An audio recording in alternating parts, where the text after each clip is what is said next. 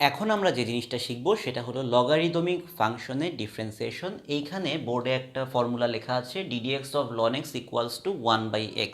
এই ফর্মুলাটা তোমরা অবশ্যই খুব শার্পলি মুখস্থ করে ফেলবে। এখন এটা তো আমি ফর্মুলা শিখিয়েই দিলাম যে ddx অফ ln x কত।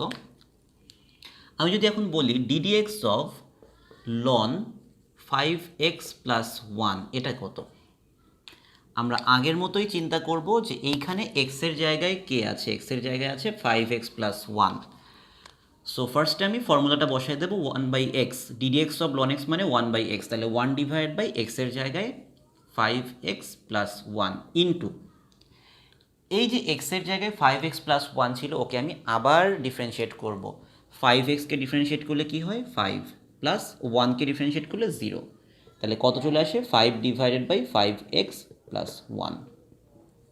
আরেকটা এক্সাম্পল দেখো, আমি যদি লিখি ddx of ln 15x cube plus 20x square plus 5x plus 2, এইটাকে ডিফারেন্সিয়েট করলে কি হবে equals to,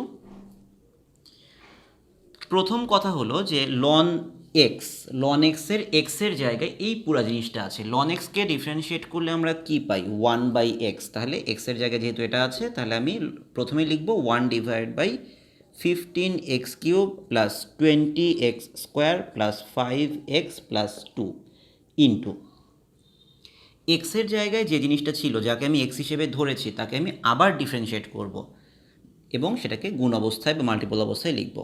15x cube 15 into x কিউবকে ডিফারেন্সিয়েট করলে কি হয় 3x square plus 20 into x স্কোয়ারকে ডিফারেন্সিয়েট করলে কি হয় 2x প্লাস 5 ইন্টু এক্সকে ডিফারেন্সিয়েট করলে 1 প্লাস 2 একটা কনস্ট্যান্টকে ডিফারেন্সিয়েট করলে 0।